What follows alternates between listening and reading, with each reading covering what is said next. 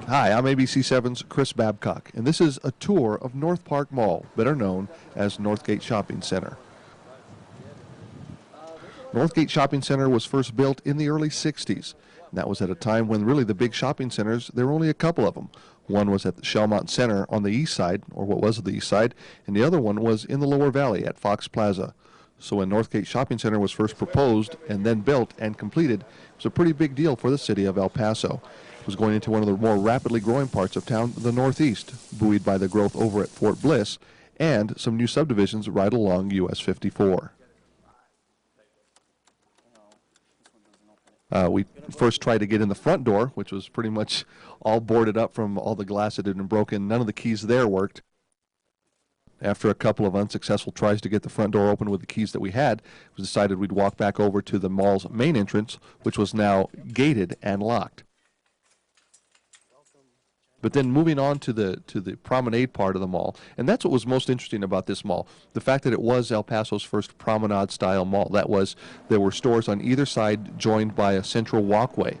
And really, Bassett Center, which came a couple years after Northgate Center, was interesting because they followed this particular design where you had the little central patio, you had art, you had places to sit down. But as the 70s came in, the idea was, you know what, we don't want outdoor malls anymore. So Bassett Center, which is now Bassett Place, decided to put a roof over their mall, and Northgate at that time did not. And it may have been one of the contributing factors to them losing shoppers, because all at once you had this mall that was enclosed, then you didn't have to be out in the elements to go shopping.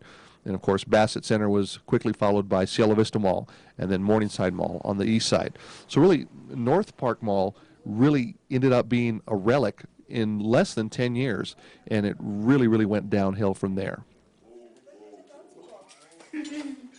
Zombie claws. One of the most interesting things about Northpark Mall now is the fact how much of Northpark Mall from back in the 60s is still left.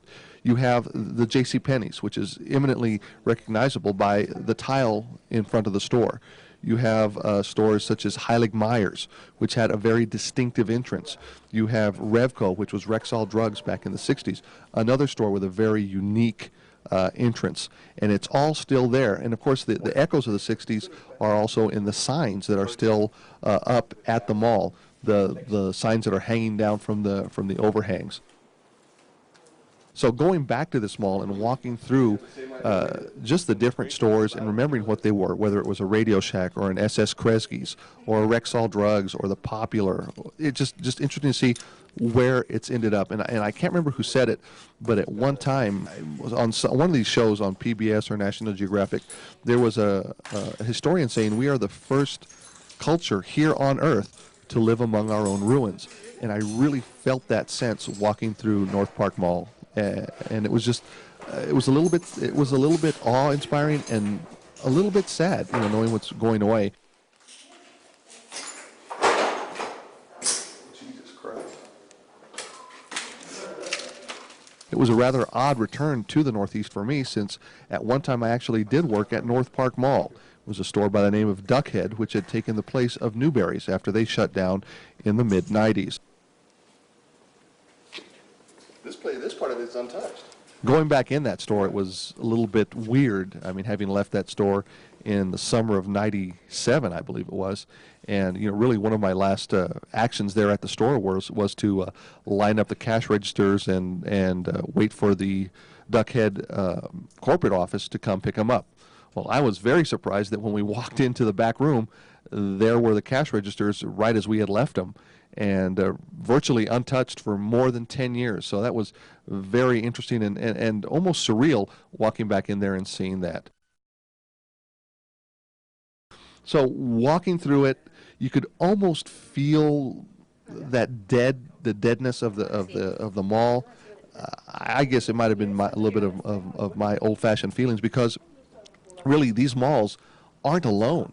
I mean, they're always teeming with people and energy and shopping, and to go into one and seeing it in this condition and seeing that it has lived its day and it's done, it was quite strange. In fact, when we were in the Heilig Myers store, the furniture store, which was also American Furniture back when the mall first opened, there was not a sound, and it might have been because of the walls and the carpet, but it was truly, truly dead. There was not one sound in there that would make you think that 5, 10, 15, 30 years ago, there were people buying their first furniture sets or a TV. And in my case, I remember very clearly going into that store in the mid-'70s and seeing the first VCR there. And it was about the size of a fridge, but it was the first VCR I had ever seen, and it was very interesting. One of the biggest questions that we always got here at the station about Northpark Mall was, why can't they just make it a mall again? Well, once we got inside, we saw exactly how bad that mall had deteriorated, especially the roof.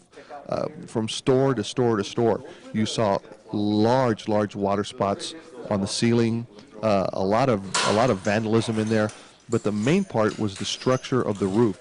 And again, it's kind of a creature of its own design, since it was a corrugated metal roof with tar over the top, not really that much of an inclination to get the water off of the roof when it did rain. So a lot of that rain, this thing's been built, at least the structure, the outside structure had been built in 64, 65.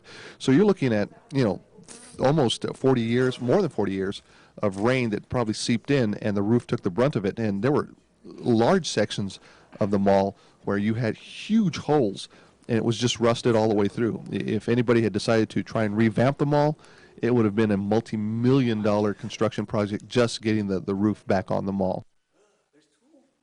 Possibly the scariest and smelliest part of the entire tour was going into what was Boomerang's movie theater. Now, Boomerang's was an arcade and a 4-screen movie theater that had been put in place and actually took the place of the SS Kresge's. Now, Kresge's was kind of like a Kmart-like store, and it was a huge retail area. In fact, at Bassett Center, Kresge's became that mall's movie theater. Well, so it's kind of the same thing happened here in the 90s to Northpark Mall, but to see it now, and when we were trying to get into some of these movie theaters, it was pretty badly torn up. That part of the mall had the biggest holes in the roof and a lot more action than you would think. I mean, we had spiders probably the size of $half. We had dead pigeons.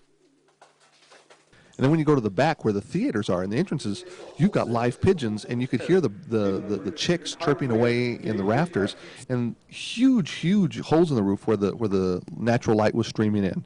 And it was surreal to know that people actually sat down here and enjoyed a movie, and there were first dates that were had here. There were a lot of things going on, and for it to have reverted almost to a natural state, it was very interesting. And then we ended up our visit at one of the classic stores at the mall, and of course an El Paso icon, which was the White House, along with the department store, which was known as the Popular. Both of them were really the place to go shopping here in El Paso for 70, 80 years. And then as the malls took over, while they did kind of adapt to it, they just weren't able to capture the nationwide retail sense, and those stores went away. So walking through what was the White House and still seeing some of the items that were inside there, at least the fixtures and some of the departments, again, very odd to walk through there and see the children's department and seeing where the jewelry store was, or the jewelry department, and seeing nothing but the floor and the carpet was rather surreal. So, well, I hope you've enjoyed this brief video tour of the inside of Northpark Mall or Northgate Shopping Center, depending on which generation you come from.